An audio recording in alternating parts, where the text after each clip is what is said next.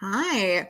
Hello, everyone. Thank you so much for joining us tonight. My name is Beverly Batt. I am the Chief Content Officer here at Red Wine and Blue. And we're doing this tonight because I know so many people in our community have had Ukraine in your heart. It has been something that we have seen constantly in our group Sweet by Red Wine and Blue, folks talking about, asking questions, trying to figure out how you can help. So we decided to ask some of our friends that know a little bit more about it than us to come in and talk with us as well as answer your questions. So thank you for those who have already submitted questions. We'll go through those. We're also broadcasting live. So any questions that you might have during the broadcast, go ahead and drop those into the comments, and then we might be able to get to those time permitting. So tonight I am joined by co-host of the Suburban Women Problem, Rachel Vindman, and her husband, retired Lieutenant Colonel Alexander Vindman. Hello, Vindmans. Thank you for having us. Thank you so much for agreeing to do this. I feel like our names should show up with Rachel first and me second, since she's a co-host.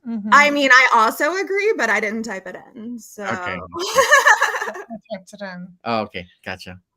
But all right. Well, just as we're getting started, I know that you both have lived in Russia and the Ukraine. You have friends there, you have family there, you know these people. And so I was just wondering, what's it like to see your friends go through this while you're so far away? Like, are y'all coping? Are you sleeping?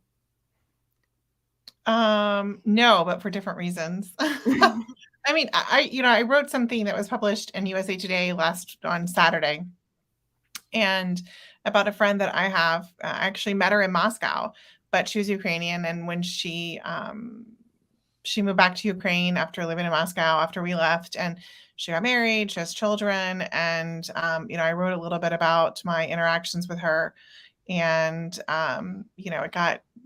she wanted to believe that Putin wouldn't do this, that he wouldn't cause a war.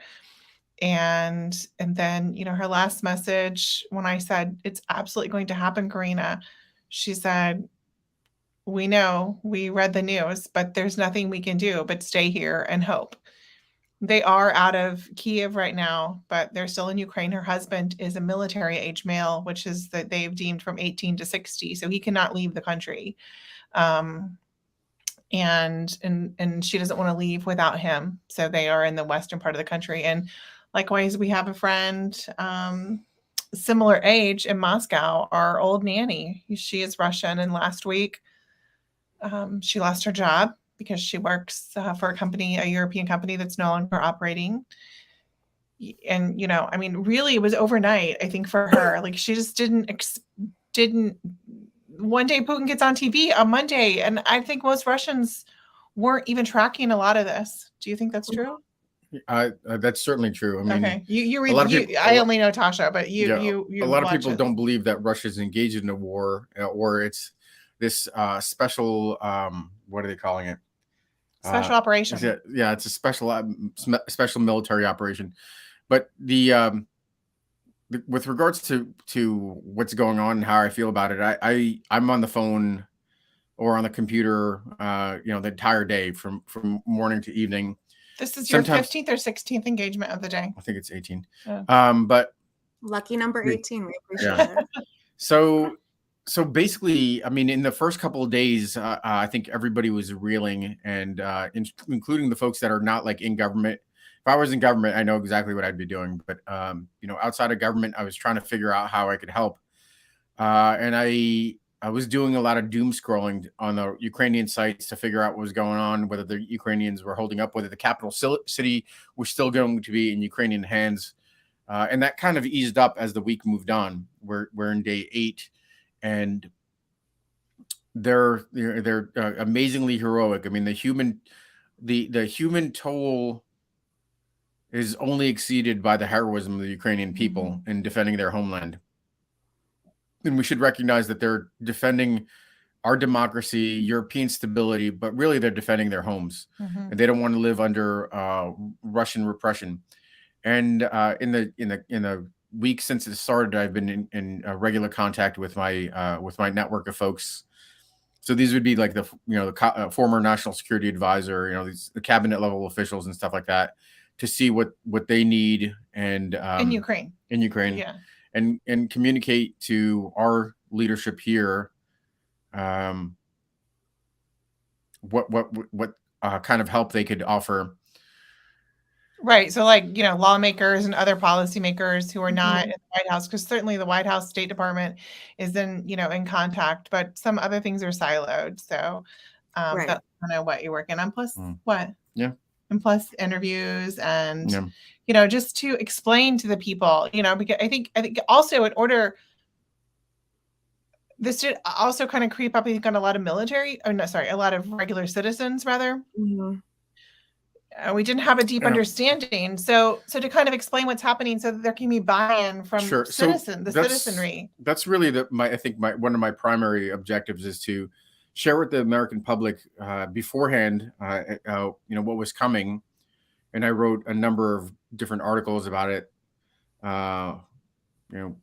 I put something out in the beginning of December that we were headed towards a certain all but certain confrontation, and then it laid out how it's going to unfold. And it's in a lot of ways it's kind of my worst nightmare, except for the fact that the Ukrainians are surviving.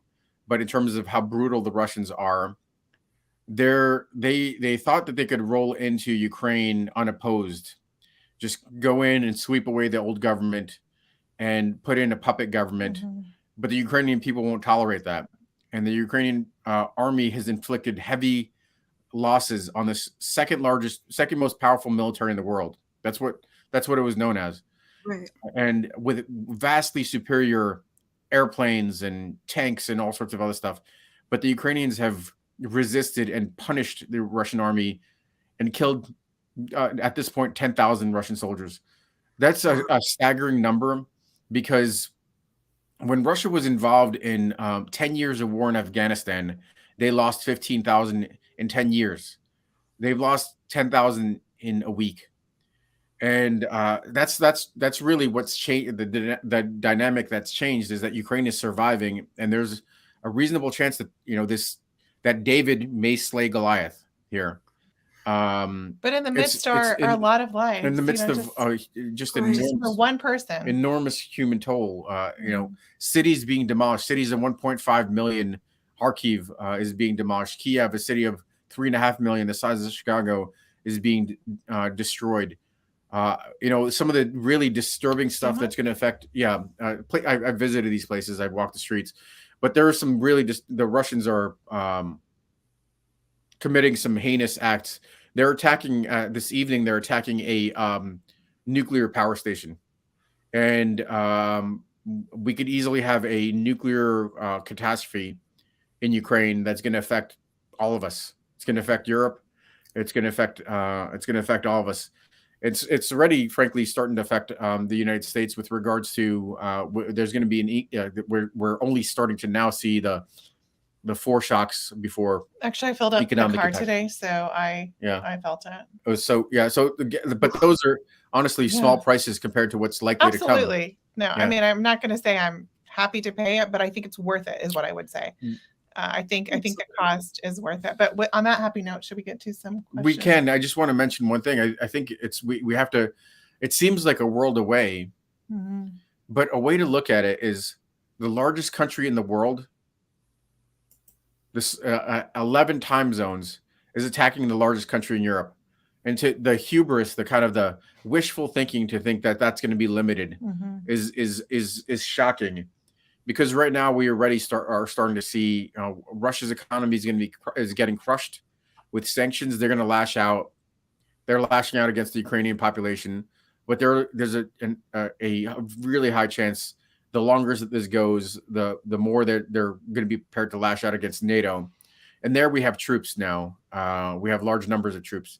And to me, not helping the Ukrainians end this quickly, which is a shocking thing to say, but the Ukrainians can end this quickly because they've inflicted so many losses on Russia. And to not give them the support when they're kind of when they're defending our stability and our democracy is something that I'm having a hard time accepting at the moment. No, I can't imagine what that's got to be like. As again, you were saying you've walked these streets, like you've lived in these cities, so to see so much of this happening, and I think that's why it's really struck a chord with the American people is because we're seeing it, right? We're seeing it on TikTok, we're seeing it on Twitter, like literally people picking up mines and walking them across the street. And it's just stuff that hasn't been really in the face before. But to what you were just saying, and one of the question talking about sanctions, one of the questions we had is when will the sanctions strangle the Russian economy and how will it affect the people of Russia and Ukraine? They haven't opened their stock market in 4 days. Yeah. So I think sanctions are a blunt instrument. They're not a surgical tool. So it's not something that's going to impact Russia in days. They still have inventories, they have stocks of food and stuff like that. But it's something that's going to start impacting them in weeks and months. The lack of capital for Russia to be able to provide services. Putin, in preparation for this war, put together a $600 billion war chest. And that it's more than a third of his economy, about 40%. And that's all gone now. So the sanctions have blocked his access to the vast majority of those resources, and he's just not going to be able to pay pensions, pay government officials, pay these folks that are repressing the Russian population right now. These police forces, paramilitary, secret services, and stuff like that. Those folks are going to have access, or are going to lose their access to money too. So it's going to devolve, but it's going to take some time. What's potentially might play out sooner, and the Russians have completely crushed foreign press. They didn't have a lot of it, but they had things. They had like BBC Russia. They had they had a couple of channels.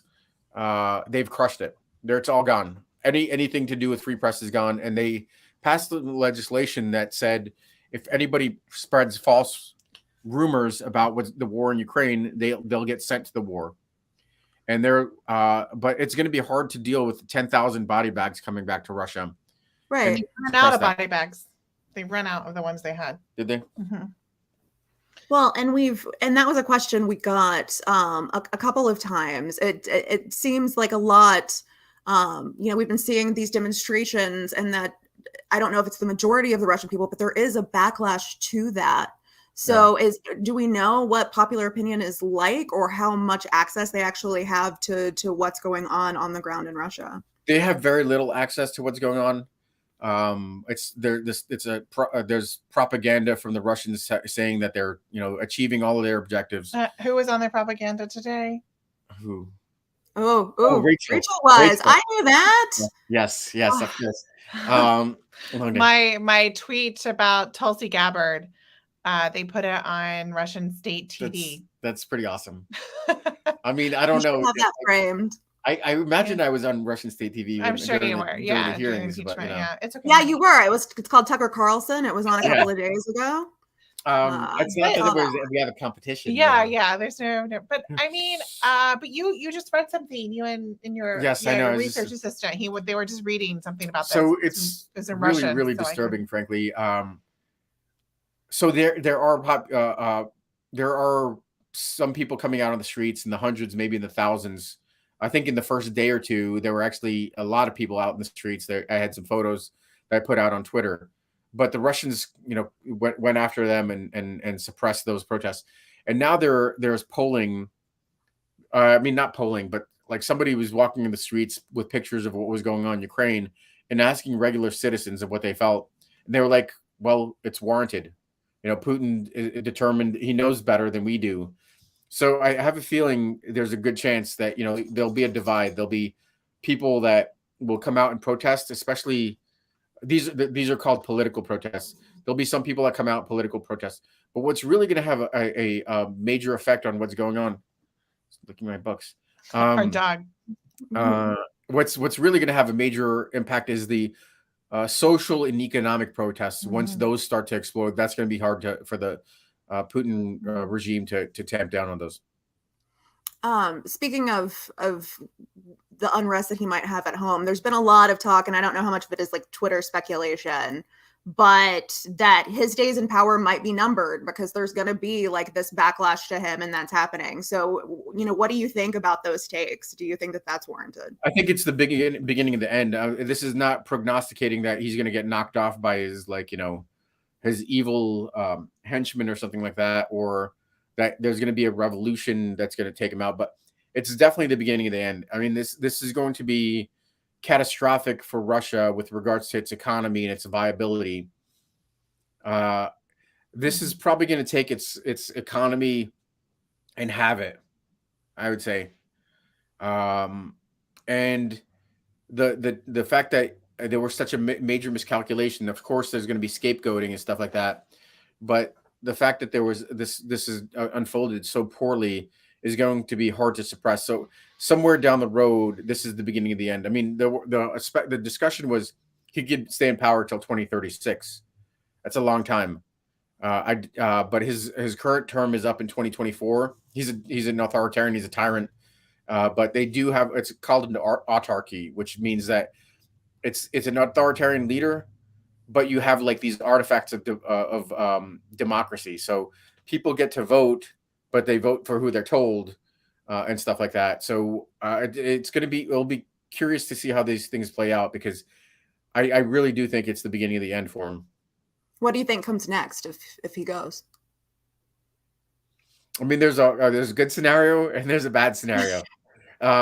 And with Russia, it's always good to bet on the bad scenario, that it could be somebody, worse, somebody. I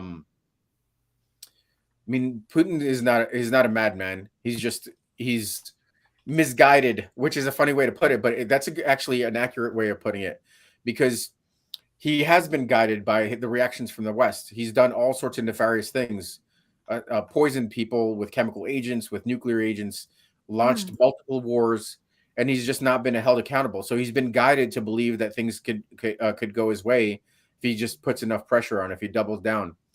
So then the next person might not be as kind of skilled at holding the different factions inside the Russian government in play, and it becomes very unstable.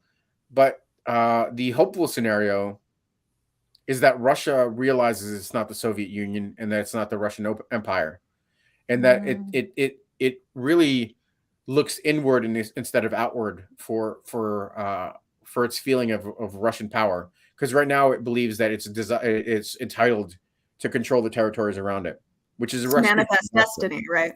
Yeah, it's destiny. Well, it drives them to these kind of deeply flawed,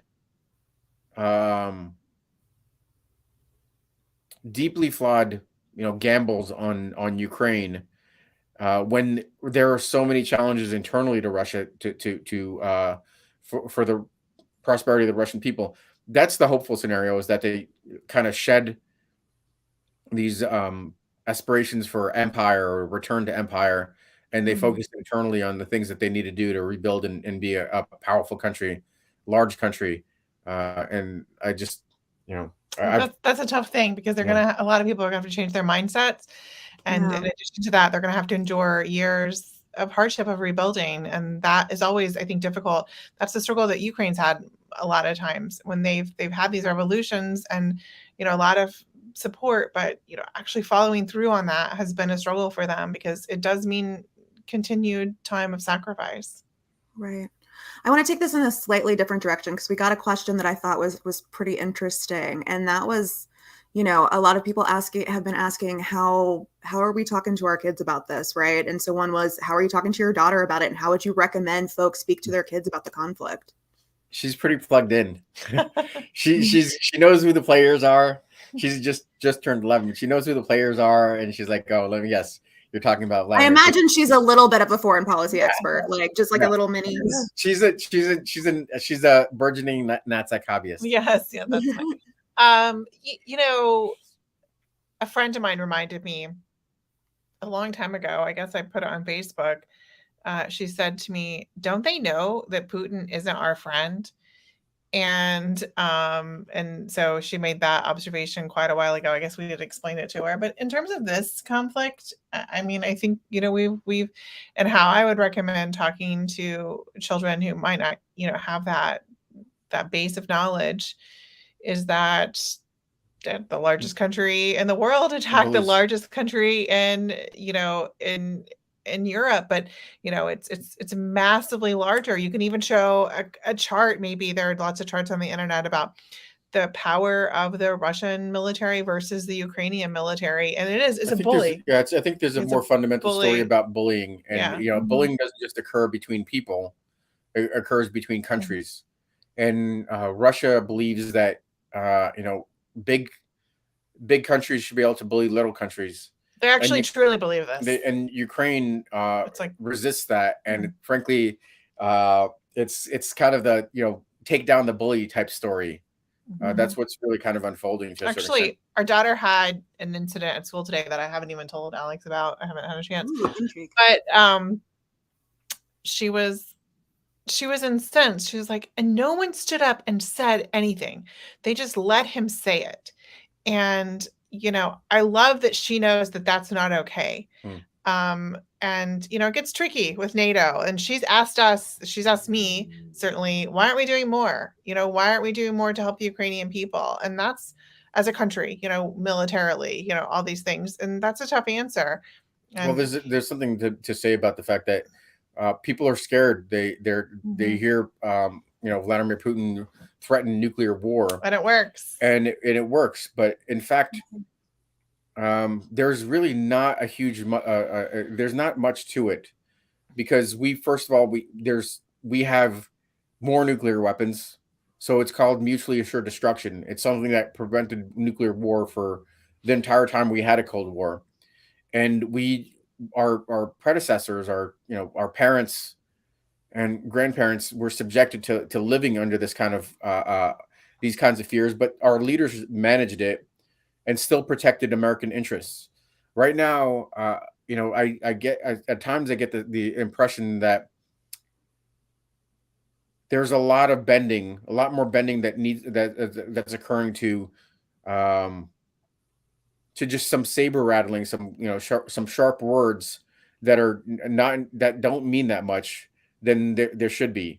Because the message is that if you could just get nuclear weapons and you could say that you're going to attack somebody, that's enough to warn off the United States from following through on our obligations to NATO, for instance. That would be a tough world to live in. Man,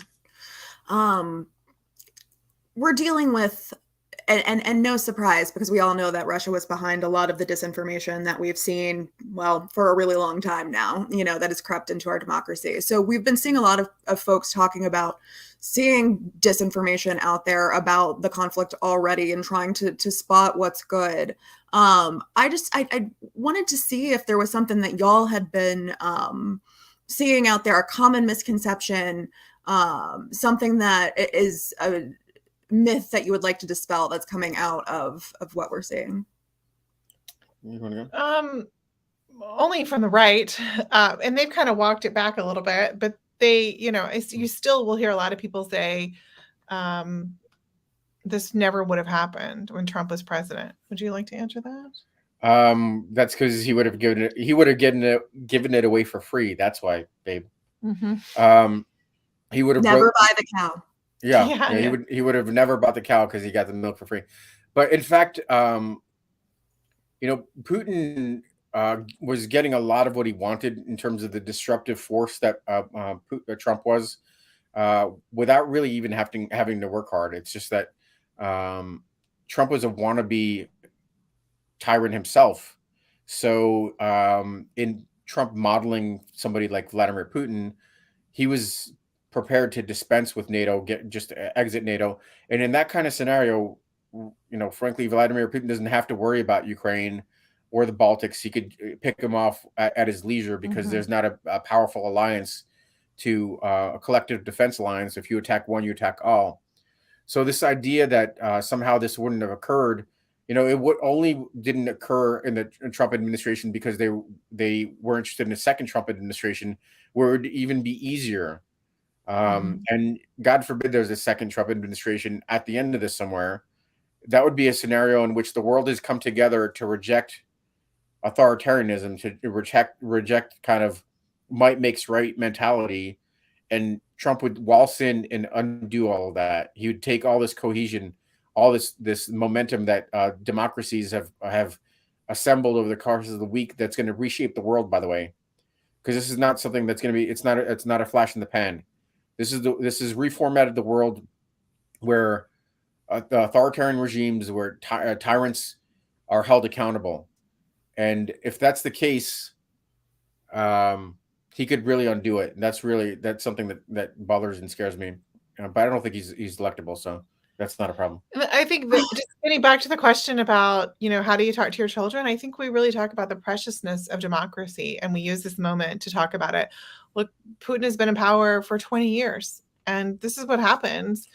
22. Yeah, change. Whatever. Well, 20-ish. And if you have, whether it's a fictional story about a mafia leader or a drug kingpin or who knows what. I mean, the stories always end the same because, eventually you get to enjoy it too much and you surround yourself with only people who say yes. And that is not what we have. And we can have that for 4 years. We can have that for 8 years, but we have a limit. And that's why democracy is so precious and so worth defending.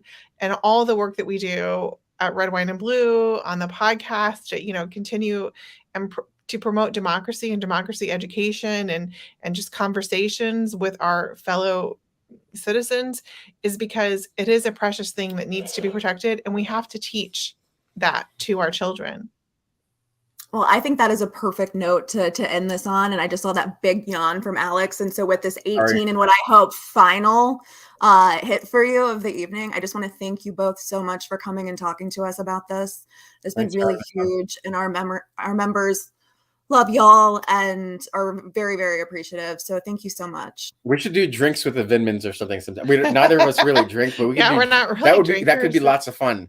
Maybe we should have a drink after then. Drinks with the Vindmans. And I just wanted to explain, because we told you before we signed on, this is my retro 80s sweater because we're going back to the Cold War, and Alex is wearing a vintage Banana Republic t-shirt, which could have a lot of different meanings, but we really tried to dress for that. I feel like I'm on Dallas actually, but we really tried to dress for the theme of the Cold War is back, baby, and hopefully it's a Cold War, not a hot war.